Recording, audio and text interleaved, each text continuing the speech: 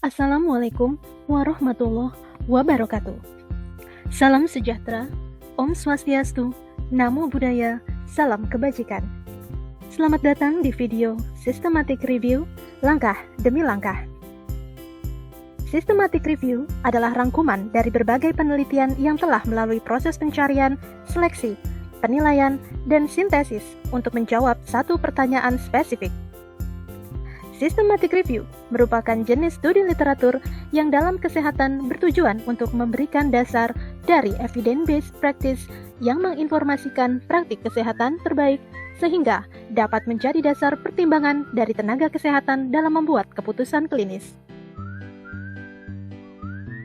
Karena pentingnya keputusan klinis didasarkan pada bukti yang kuat, maka penggunaan hasil penelitian juga harus melalui proses yang terjaga validitasnya. Oleh karena itu, Systematic Review memiliki proses yang sama dengan metodologi penelitian orisinal, yaitu mengembangkan pertanyaan ilmiah, menentukan kriteria inklusi dan eksklusi, membangun metode review melalui strategi pencarian literatur, pemilihan dan penilaian kritis penelitian, dan ekstraksi, serta sintesis data. Pemilihan bukti inilah yang merupakan perbedaan metodologis utama yang mungkin tidak ditemukan dalam tradisional literatur review. Langkah pertama adalah mengembangkan pertanyaan ilmiah. Sama seperti ketika kita melakukan penelitian orisinil, pada systematic review, kita juga membutuhkan pertanyaan klinis yang spesifik. Pertanyaan klinis yang baik akan memudahkan penulis dalam menentukan kata kunci, kriteria inklusi, dan seleksi artikel. Coba kita lihat contoh pertanyaan ilmiah berikut. 1. Gaya hidup apa yang paling baik dalam menurunkan komplikasi diabetes? 2. Bagaimana efek physical exercise dibandingkan perawatan standar terhadap tingkat komplikasi mikrovaskular pada penderita diabetes mellitus? Dari kedua contoh tersebut, terlihat bahwa pertanyaan kedua lebih spesifik dan memberikan arahan metodologi lebih jelas terhadap proses review. Mari kita identifikasi komponen dari pertanyaan ilmiah ini. Pertanyaan ilmiah yang baik mengandung elemen-elemen PICO atau Population, Intervention, Comparison, dan Outcome. Jika dilihat dari pertanyaan ini, komponen Population adalah penderita diabetes mellitus, Intervention adalah physical exercise, Comparison adalah perawatan standar, dan outcome-nya adalah komplikasi mikrovaskular. Setelah memiliki pertanyaan ilmiah yang spesifik, langkah berikutnya adalah menentukan kriteria inklusi. Seperti yang sudah saya bahas, jika pertanyaan review telah dikembangkan dengan baik, langkah selanjutnya akan menjadi lebih mudah. Dari contoh pertanyaan ilmiah tadi, kriteria inklusi dari artikel yang akan dicari antara lain: 1. Melibatkan populasi penderita diabetes mellitus. 2. Mengaplikasikan atau menganalisis physical exercise. 3. Membandingkan dengan perawatan standar. Untuk bagian comparison ini bisa dimasukkan dalam inklusi ataupun tidak. 4. Dan yang terakhir adalah mengukur outcome yang berhubungan dengan komplikasi mikrovaskular yang dapat berupa kejadian neuropati, nefropati, retinopati, maupun penurunan sensasi, penurunan fungsi penglihatan, atau penurunan CTR. Kriteria inklusi lainnya yaitu jenis penelitian yang akan diinkludkan. Untuk penelitian kuantitatif yang bertujuan untuk mengetahui efektivitas, penelitian eksperimen adalah yang paling ideal. Namun, seringkali di beberapa topik penelitian, jenis penelitian ini kurang tersedia. Oleh karena itu, penelitian observasional seperti case control maupun cohort juga bisa dimasukkan ke dalam kriteria inklusi. Yang terakhir adalah bahasa dan tahun publikasi. Kriteria eksklusi mungkin juga disusun pada bagian ini, jika ada pertimbangan untuk mengeluarkan beberapa jenis penelitian tertentu.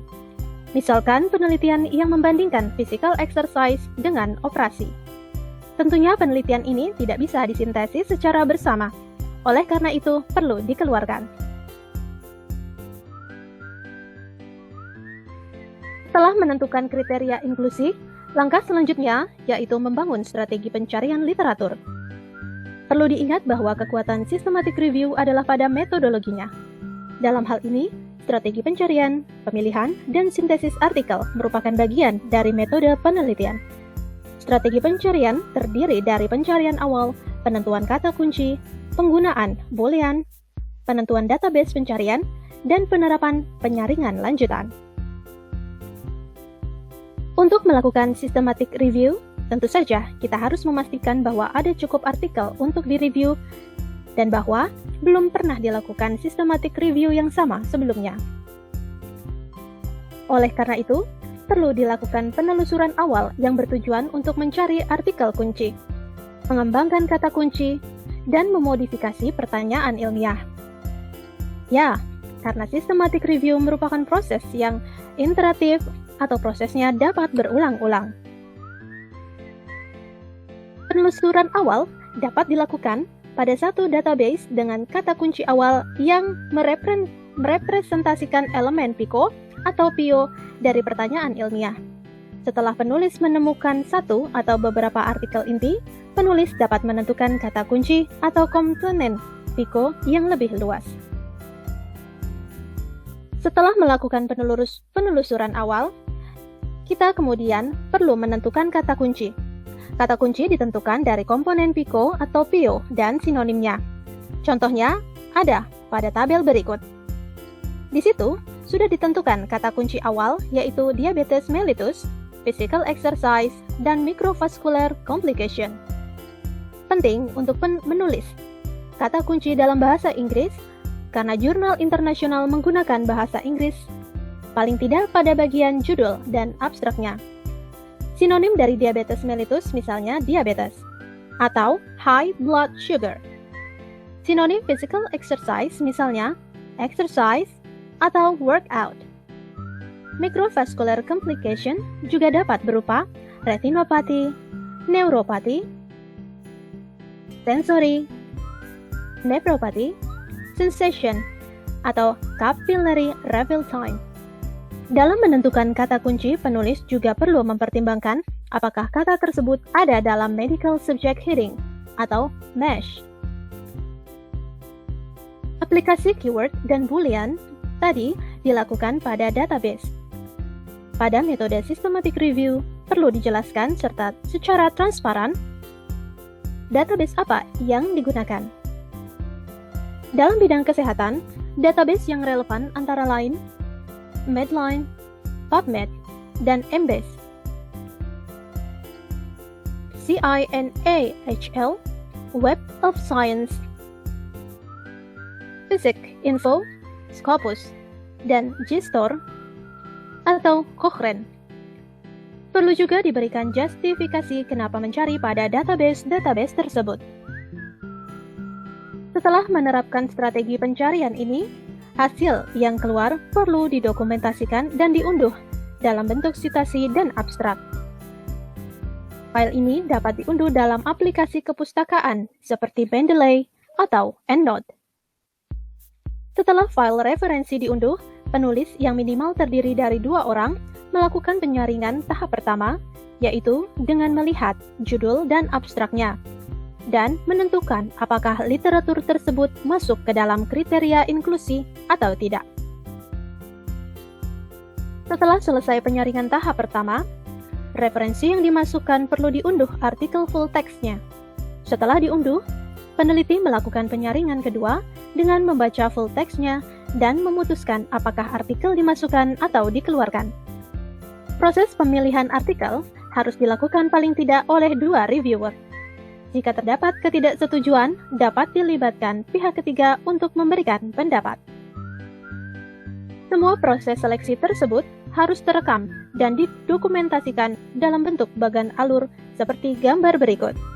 Artikel full text akhir yang dimasukkan akan melalui proses penilaian artikel.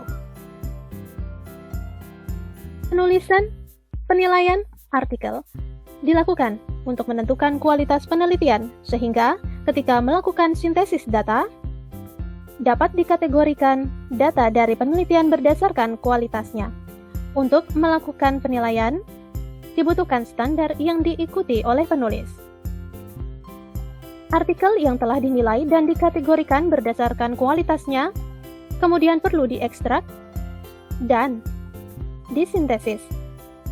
Ekstraksi data dapat berupa penyajian seperti ini.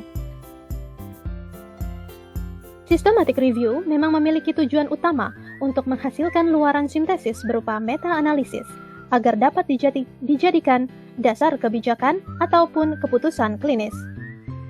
Meta-analisis ini dapat disajikan berupa forest plot seperti ini. Dari sini akan terlihat efektivitas sebuah intervensi jika P kurang dari 0,01. Namun, seringkali hal ini tidak memungkinkan untuk dilakukan dikarenakan beberapa faktor seperti data terlalu heterogen, parameter outcome tidak sama, atau desain penelitian yang terlalu bervariasi. Oleh karena itu, sintesis systematic review juga dapat berupa narasi atau penghitungan suara. Demikian video tentang langkah-langkah systematic review. Semoga dapat membantu. Jangan lupa saksikan juga video tutorial Advanced Search agar saudara dapat mengaplikasikannya langsung ke dalam database.